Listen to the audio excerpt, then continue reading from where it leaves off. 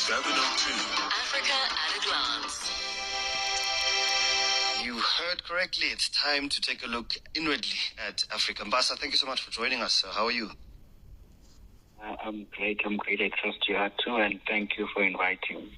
I'm well. Thank you for joining us. We're looking at many things that bring us together. And when we talk Pan-Africanism, it's one of those conversations that in a modern South African context, it becomes a bit, would you say, difficult with capitalistic sort of aspirations and commitments. Where exactly does the belief that people of African descent having common interest and unity, where do we have this discussion? Because historically, Pan-Africanism has often taken the shape of political or cultural movement. And unity is one of those, I think, conversations or points that we try to use. An example, Mbasa, may be African Union, which is something that, what does it signify in today's world? I think that Pan-Africanism is actually still extremely important. I do not think that Pan-Africanism, either as a philosophy or as a movement, is a relic of the past. I strongly believe that the reason why, or part of the reason why rather, that the African continent or the 54 states within the African continent are still developing countries after so many years of political independence, of flag independence, is because of this unity. And I believe that when African countries interact with the rest of the world, be it multinational corporations, be it more powerful or superpower governments, right? I believe that they interact with these forces at a very vulnerable position, to a point where most African countries are trapped in debt.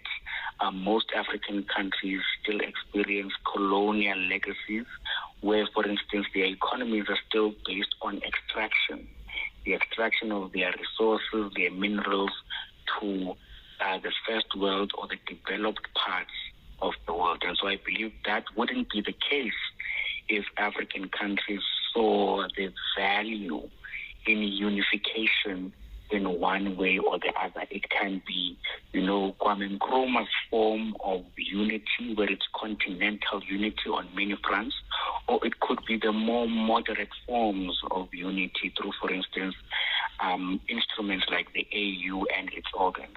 But I think that Pan-Africanism is still extremely important, although I believe that the conversation about this, or the discourse, is largely happening within universities and, in webinars and seminars or academic conferences where people pay to attend. So I think it's not really happening at the street level, but I think it's still extremely important. What has been the scorecard for leaders who openly lean into Pan-Africanist ideas? The scorecard historically, in terms of the outcome of leaders who lean into Pan-Africanist. We can use Muammar Gaddafi, who pushed for United States of Africa, to more recent figures like Burkina Faso's Ibrahim Traore, because often they find themselves isolated, resisted, or removed. Yeah, very true. I think I didn't quite get the scorecard, but I think in terms of their performance, you mentioned Muammar Gaddafi, and if you look at Libya today, I think the people of Libya really see Gaddafi's administration or presidency as a golden age. I personally believe that Gaddafi's administration was the golden age for the people of Libya. For instance, if I may just cite a few things, for instance, in Gaddafi's Libya, electricity was free and literacy improved significantly from 25% to 75%, and loans made to Libyans had zero interest made on them. And so families, for instance, that had children were supported by the state. When married couples would buy their first house, they would be supported or subsidized by the state. Many industries within Libya were subsidized or supported by the state, including agriculture or farming. And so in the same way, education and healthcare was completely free, and Libyans who could not get the required treatments within Libya's capacity would get that treatment elsewhere in the world, and that would be paid for by the Libyan government.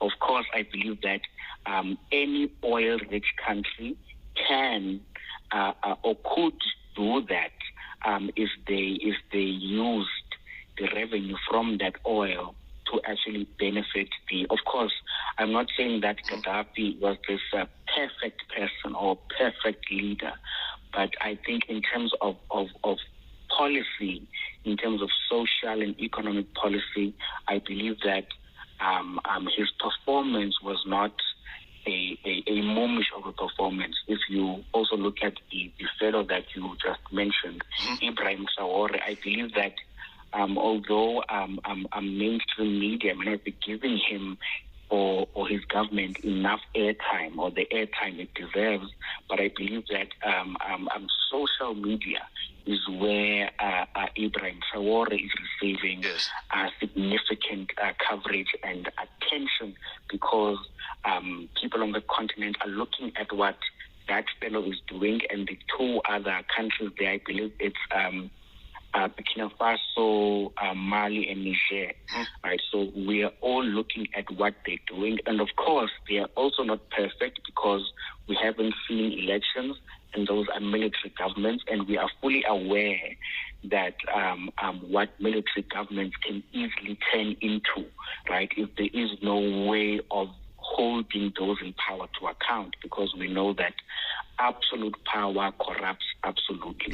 But we must also look at the merits that we see, or their scorecard in terms of what we've seen so far. And I believe that Traore is preaching self-reliance, national sovereignty, and that the people of Burkina Faso must stop looking to external powers to help them or to aid them. They must see themselves as being capable of pulling themselves out of a situation of poverty or underdevelopment through a collective effort. So now it goes back to this concept of unity that is so central to the ideology of Pan-Africanism. If you've just joined us, we are with Mbasa Mvenene in our Africa at a Glance feature, and we are asking, is Pan-Africanism dead? He's a political studies lecturer at Walter Sisulu University. I'd love to hear your views on 011-883-0702, SMSs on 31702, your WhatsApps and voice notes on 072-702-1702. So one of the things that come up during times of uncertainty, Mbasa, is nostalgia and reflection. And we tend to reflect, and the ANC's 114-year celebration was one of those reflections as the leading party in South Africa. There were arguments about the promulgation of freedom and the freedom and liberation movements of the past, because looking for those better options, a lot of people have looked at, was the ANC really built for the people?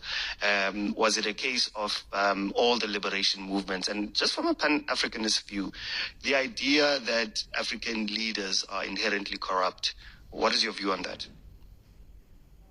Well, look, in terms of the second part of the question, I believe that that's a fallacy. That's a falsehood. I mean, that also has undertones of racism, because you can't just judge a person's morality based on their Africanness or Europeanness. So you cannot say that, for instance, right? I'm not saying you said this. That you cannot say that all Africans are corrupt or all Africans carry a self-interest. Right? You cannot say that. Yes, some do carry a self-interest. Yes, some are corrupt. We've seen with the Madlanga Commission and so on. We saw with the Zondo Commission and so on. But that broad brushstroke carries undertones of racism. And if you look at, for instance, the ANC and the reflections there, from my point of view, I think that liberation movement that turned into political parties, I believe that they have fulfilled their historic mission. And I think at this point, they are looking a bit fatigued, they look a bit tired, they look a bit out of touch with reality. For instance, we saw Gwede Mantashe say statements about youth unemployment that clearly indicated that he was really out of touch with what's going on. So I believe that liberation movements, of course, I'm not saying that they are, 100% useless, but I believe that they fulfilled their role historically. And I think at this point, as the electorate in Africa, we need to move on from this kind of loyalty that because you brought us 1994 and therefore we owe you our votes to our death. I think we need to move away from that and start to judge political parties in terms of, like you said, their track record or their performance history in government. I mean, at the end of the day, we're paying these people salaries. There's that contentious issue, Masa, because money is it's tight, my brother, and every single cent, and everyone is saying, hey, when I pay your salary, the other person says, hey, you're not paying me enough, and I think this is driven by a world which national interests and global power politics is quite prevalent. So how do we then look at this Pan-Africanist view with national interest? We have a challenge with South Africa, for example, with non-documented foreign nationals in South Africa at the moment. So there's that morality versus issue of, is it right, for example, Basic Education Minister came under fire for allowing undocumented foreign national students to apply with affidavits and those kind of things. So morally it's correct, but from a political point of view, it was quite explosive. So how do we then walk the tightrope between national interest and global power politics? Yeah, well, I think that's quite important because we've seen the re-emergence of right-wing nationalism, the re-emergence of anti-immigration sentiments, economic nationalism, and so on and so forth. We've seen in most parts of the world. But I think that with regards to refugees, asylum seekers, and immigration, I believe that there are laws that speak to that. So I wouldn't necessarily want to comment without having fully refreshed myself in terms of the laws pertaining to that. But I want to say this, right, from my understanding of Pan-Africanism, right, that Pan-Africanism, the ideology, from my understanding, does not mean that Pan-Africanism will happen in an individual African country. My understanding is that, and based on Kwame Nkrumah's own statement when his country gained political independence, he then said that Ghana's independence is meaningless unless the entirety of Africa is also liberated or gains independence. And so I believe that Pan-Africanism is a continental movement. It is not an individual country-based movement. So, for instance, for us to see this idea of Pan-Africanism in practice, we have to see the heads of state of numerous African countries come together, sit on a table, and then ask themselves why, for instance, they cannot fund fully the African Union and all the work that it does, to a point where we have external powers who are in most times former colonizing countries provide more than 50 or 60% of the funding for the AU and its programs that it does. So I believe that Pan-Africanism is at a continental level. It is about African heads of state or, for instance, social movements throughout the African continent coming together to say, we have quite a bucket list of problems, and we need to ask ourselves, how do we then pull ourselves together and act as a united front of African voices in order to kind of break free from this new and, this new form of colonization that we're seeing in Africa, or what Nkrumah calls neo-colonization. But in terms of the South Africa-specific context, right? Yes, we do have parties that claim to be Pan-Africanist to some extent, but in terms of the what should happen with, the children of refugees and the children of immigrants, right? So what we see with, I think, movements like there's one led by March and March. We also see Operation Dudula. I believe there's also the political party, the Patriotic Alliance. There's also Action SA, although now Action SA has kind of toned down its anti-immigrant sentiment.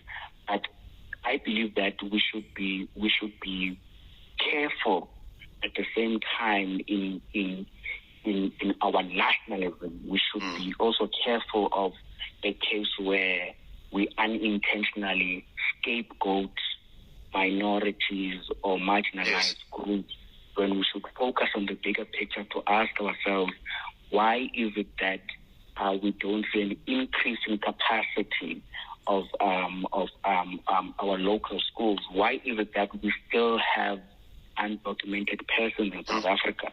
Why isn't our security to a point where we don't have that problem?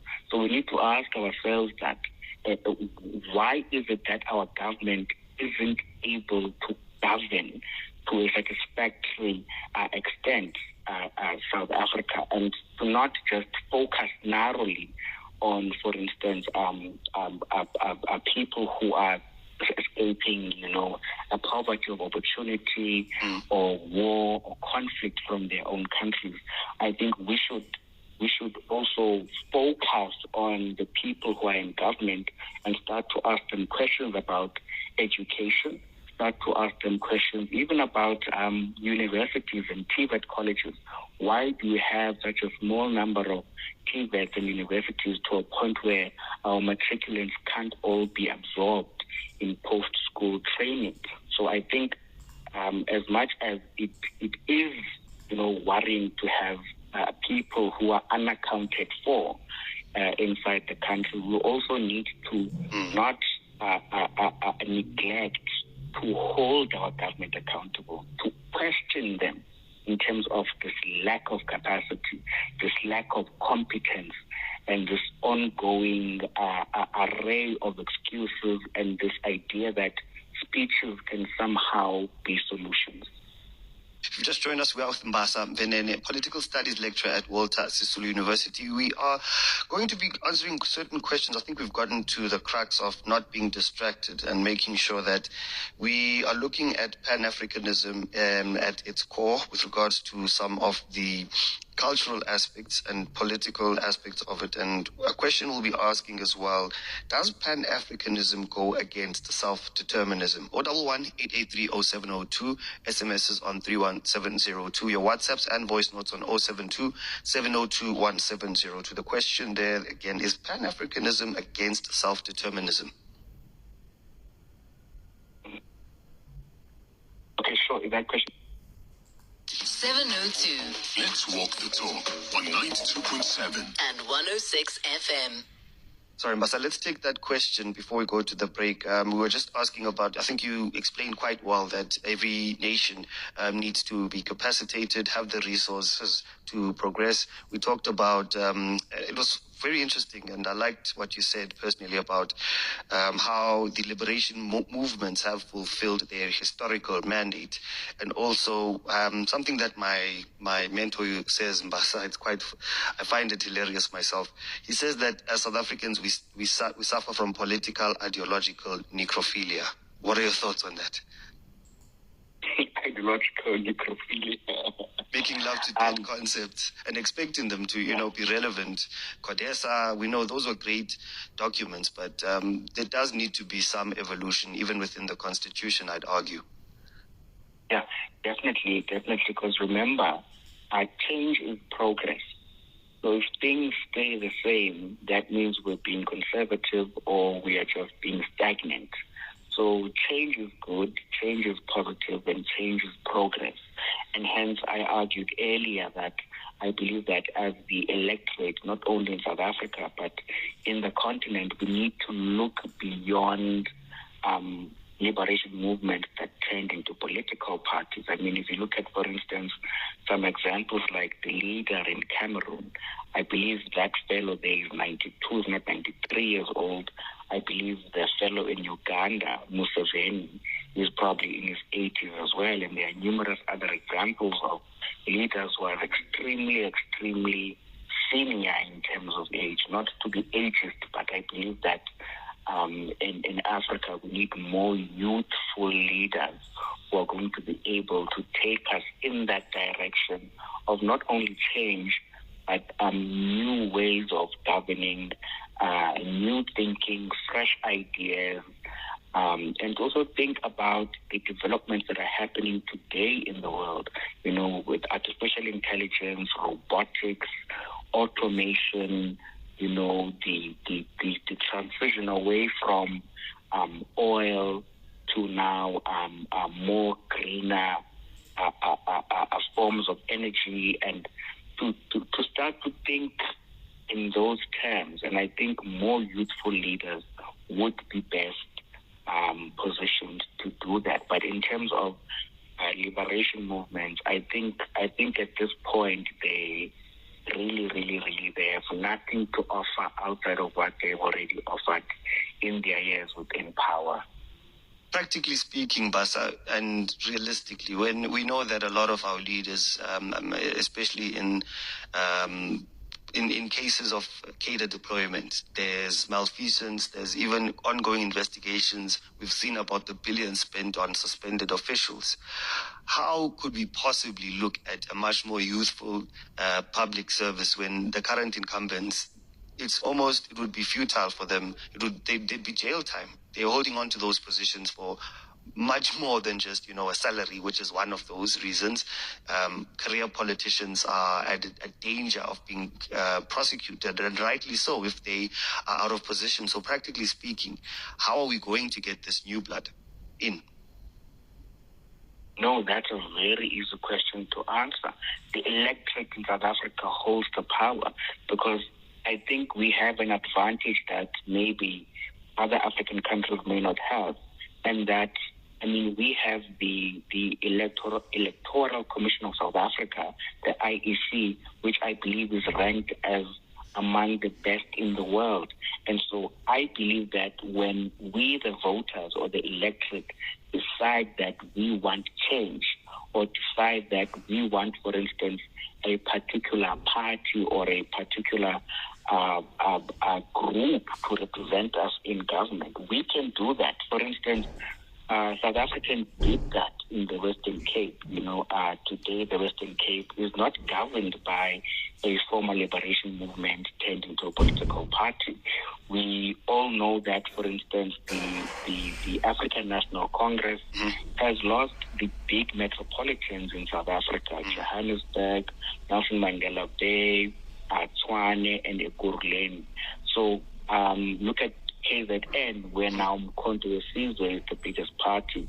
So my point here that I'm arguing is we don't have this problem of elections rigging, or the internet being shut down on election day, or we see the army being deployed on voting, on the voting public. I believe that, our elections are free, fair, and credible, and if we want to change any of our representatives, we can do that if we decide to. And hence I've cited these examples where, for instance, in KZN, Western Cape, and in our big metros, we've been able to make our voices heard to a point where now, for instance, we also have at the national level a national coalition, or a GNU, which is a direct message to the African National Congress that South Africans have reached a point now where they are tired of liberation history or struggle songs. Now they want to see water flow out of their taps. They want to see their kids go to well-resourced schools. They want to go to hospitals where there are enough staff, there's enough equipment, and there are enough ambulances and so on and so forth. So now the questions are about, can you deliver, right? And not necessarily about who, for instance, Mandela is or whatnot. Or if or not he was a traitor, but or a sellout, as the popular sentiment among some comes about. So I want to circle back onto voter apathy and the IEC, but let's first prioritize Thomas in Katlehong. Thomas, thank you so much for calling in. How are you, sir? Thanks, Tatwa Sangaman. Happy New Year. Compliments, Brad Thomas. It's been a long time. So happy to hear your voice. I wish you every day. Tatwa Sanga, you speak of Africa. You touch my heart. Because Africa was sold out long time ago. Because of the guys like Sami Abacha, Thabo Mbeki, and then name them all. But I've got three questions for your guest today. Why don't we have our own currency? It's not built even now. And Samora Machel died for it, and then Libya died for it. My second question is this one again, and we don't have an armament company like Denel. Look what is the world doing now. Who's going to protect us? Are you going to bet George Bush to come and protect you? What kind of a man are you? Thank you, Brad Thomas in Katlehong. He's not mincing his words, Basa, talking about the currency, the one currency. I mean, we looked at, there's even the talks of a BRICS nation currency, and then he talked about military capacity and Denel. Yeah. No, I think the brother there, Uncle Tom, is raising quite important concerns, really. And I think if we all know our history, we know that this idea of a continental currency, I believe, was brought forth by Muammar Gaddafi. And I believe he spoke of the golden dinar, this currency which would be based on gold. Yes. And he argued, unlike the US dollar that is based on nothing, just on trust, right, that it has value. And I believe that as Gaddafi came to the fore in terms of or he rose to prominence in more of the popular discourse of the public eye in terms of Pan-Africanism, we see in the late 90s and in the early 2000s how he resuscitates the African Union, where we see it change from the OAU into the AU.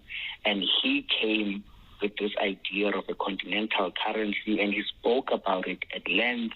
He spoke at numerous platforms about the importance of Africa's unification. But I believe that soon after that, we saw, of course, interference within his own country. And I believe that NATO was involved in that operation. And we saw him removed from power. We saw him killed. I mean, there are videos of him being kind of dragged by a car. It's almost, it was quite a statement that the U.S. makes a statement with him. Exactly. That's exactly what I'm trying to get at. Like, a statement was made, and I mean, so I believe that idea, it kind of dissipated with him. After his death, I haven't seen really any other leader speak so passionately about the idea of a continental currents or even Africa's unification. Mbasa, is it a good idea to speak when there are bullies that speak without impunity, with impunity rather? And we saw what happened with Maduro, and when you poke the bear. But yeah, we'll come back with more calls, SMSs, and WhatsApp. We're discussing Pan-Africanism with Mbasa Mvenene, political studies lecturer at the Walter Sisulu University. 011-883-0702. You've got 21 more minutes to gather your thoughts and also maybe correct a few things. You may disagree with some of the statements and there's some understanding or a light you'd like to shine. You can also SMS us on 31702, voice notes and WhatsApps on 072-702-1702. Hi, Wasanga. Africa at a glance. Hi, Wasanga and the Prof. I just like what the Prof said about Kwame Nkrumah. But now the problem when it comes to immigration is it is the ANC geopolitics. ANC geopolitics is the reason why we're having this immigration crisis. ANC geopolitics wants Mozambique and Zimbabwe to remain the same so that those people can remain consumers. You see, so it all starts with the government, which is the ANC. I think we need to remove the ANC. I agree with the Prof 100%. Thank you. Well, there it is. Geopolitics has entered the chat, Basa. If you've just joined us, we are with Mbasa Mvenene, studies lecturer at Walter Sisulu University. We're discussing Pan-Africanism, and Mbasa, just to respond quickly to that conversation regarding geopolitics from the listener. Okay, no. I think the fellow there has a point. I believe that we should also keep in mind that the ANC is still has exclusive control of everything to do with foreign policy, and it's under the kind of custodianship of DECO and the presidency. And I believe that even the positions of the ANC and those of our constitution really are positions that are really progressive. And as we've seen, we've taken Israel to court. We are now standing with Venezuela. And I believe that our government, in its foreign policy, is one that takes a position that is progressive at the global stage. 100%. Let's go to Prince in Kensington. Prince, good evening and welcome to the show.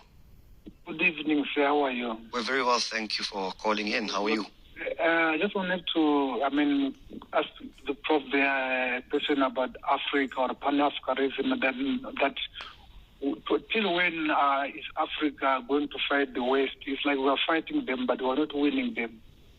And so until the time of King Shaka, Volo Bengola, all back since the 18th century, we've been fighting those people, but we're not winning them. For example, in my country, there's him, we take some farms, they gave us sanctions. Up to now, things are not good. Then the other thing is about the ANC issue. I'm sure the local people, they must ask themselves why people are coming here. I'm sorry, I heard you talking about democracy in South Africa. South Africa has got democracy, and the part that is ruling this country is the ANC. You see, if we look at SADC, for example, there's no, democratic country like South Africa. I know there are some, but South Africa seems to be number one on its democracies. Thank you, Prince. Sorry, go ahead. So for people like the Tata and the other Maango was talking about, for how long can we, for this Pan-Africanism, how can our president, meet in Ethiopia there while some are wearing camouflage, some are wearing suits.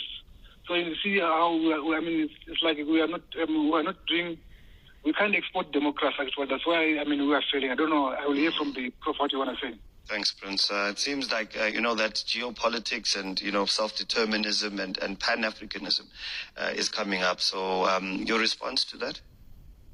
Oh, well, I think, one, the first part of the caller's question, I think the reason why we're stuck in this loop of fighting with the West or fighting former colonizing countries is because of what Thomas Sankara once said, that if one country does something and all other 53 states do not do that very same thing, understand that one country is easy to isolate and to weaken.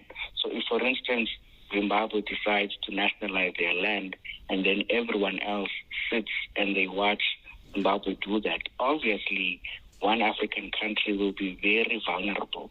So I think the idea that Sankara was advancing was that we need to have a single foreign policy. We need to have, for instance, unity. It goes back to this question of unity and disunity. The reason why nothing can get done in terms of self-determination or continental integration is mainly because of disunity. So in a way, it's like I'm avoiding using a Xhosa word because I may exclude some of the listeners. But it's a case where one country is singled out and an example is made out of that particular country or out of a particular leader, like you said earlier. And I think the second part about why people are coming to South Africa, I think that points us to the pull factors. In other words, what are the factors that are pulling people from other parts of the continent to actually come into South Africa? And I think that speaks not only to democracy, like the fellow said, I think it also speaks to, for instance, more and better avenues of finding work, of schooling,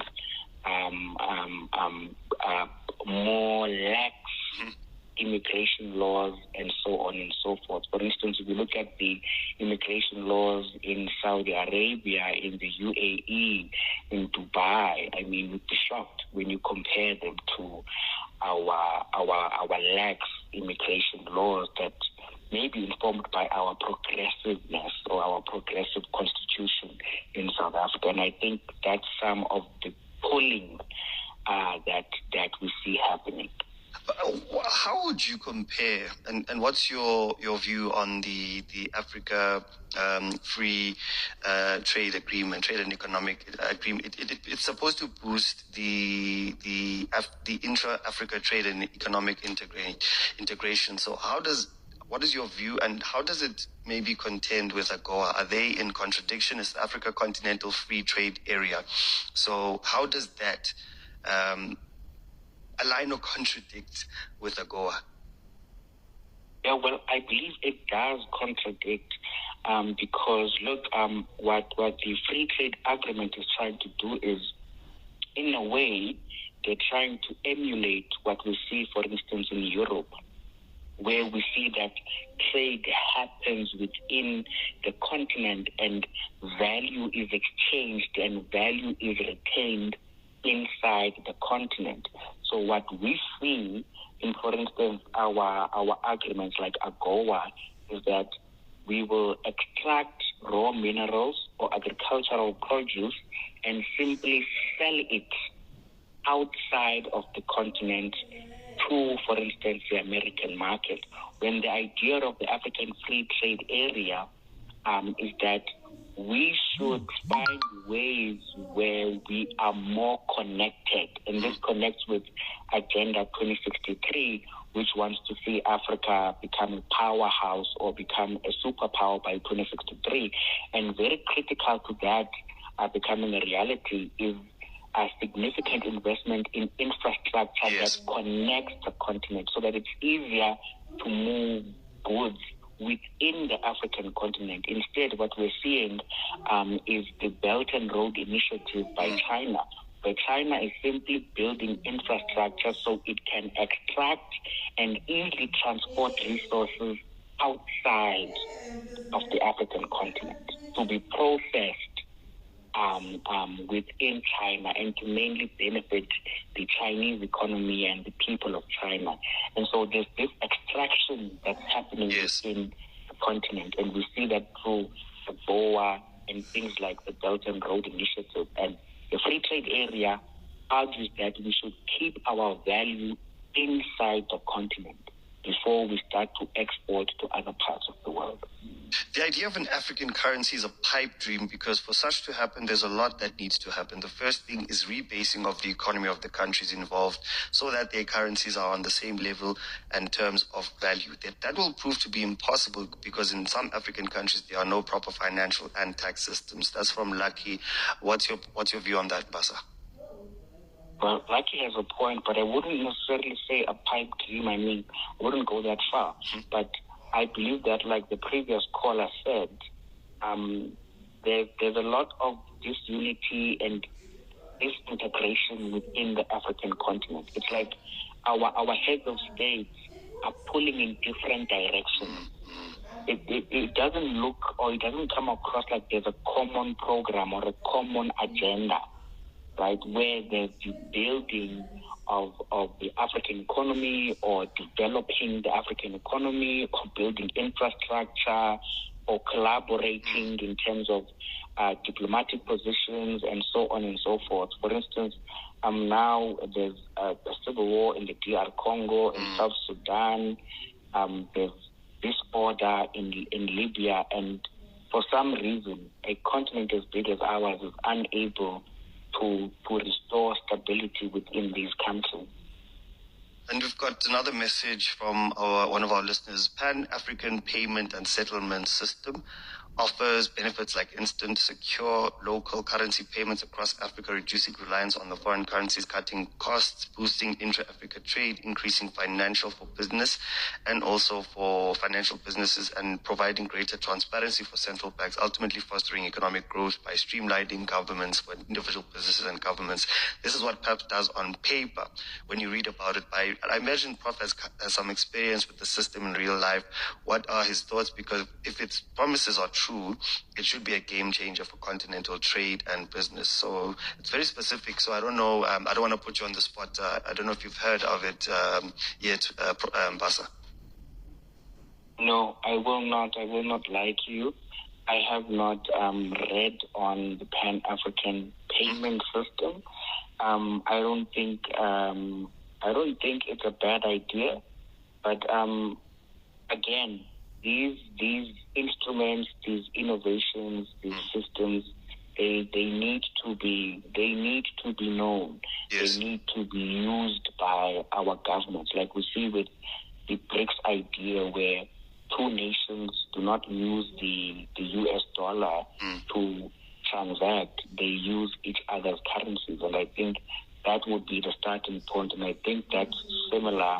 But the system is trying to do something similar to that. So, Basa, we know that we live in a global socio-economic and political climate, and a lot of the influences are cultural. I'll talk about, us kids from the 90s and America. America has probably some of the best PR globally in the world. We wear T-shirts and baseball caps of sports that we don't even play ourselves.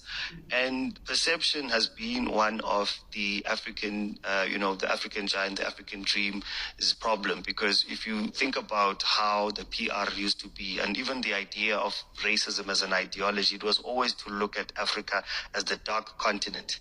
Some of that has been demystified. I don't know if you follow a young man called iShowSpeed. So Yes. under that unity banner and actually showing he's an American streamer, and he's made the entire world realize some of the fallacies, misconceptions about African countries. And then ironically, what's happening in Basa, as we are being enlightened, and he even mentions other Black Americans are mentioning that iShowSpeed was shown so much love and acceptance versus his tours in other European countries and countries outside of Africa. What we are seeing now, I don't know if you've heard, but Mr. Beast is coming to Africa as well. Guess what he's doing? He's going to and it's under the guise of he's a savior, but he's going to the most deprived and countries. He's digging wells, and he's creating that idea of yes, we need help and assistance, and that's what iShowSpeed did. But now the white savior mentality of intervening and showing Africa as being incompetent and unable to really be self-determined is once again has been contended with Mr. Beast. So I looked at both of these, and for me, it actually showed the strategic ways in which this Pan-Africanist idea is being sabotaged, either internally, externally, or by co-opted individuals. Yeah, and I think most strongly this idea is being sabotaged externally, but I believe that internal forces who have been co-opted also play an important role in the sabotage. But I think I did see some clips from iShowSpeed, but I think this idea that Africa or Africans are these backward people in a backward continent, I think that's now a tired idea. And I believe that with the internet, really, I think the internet by some is called a window into the world. I think with TikTokers, I mentioned YouTube and so on and so forth, there's no way that any person in the world would still believe that we ride baboons to work. Believe that we ride baboons to work or things like that. I believe that we are advanced to some extent. Equally, I believe that we still have a long way to go and need to work on our development as African countries.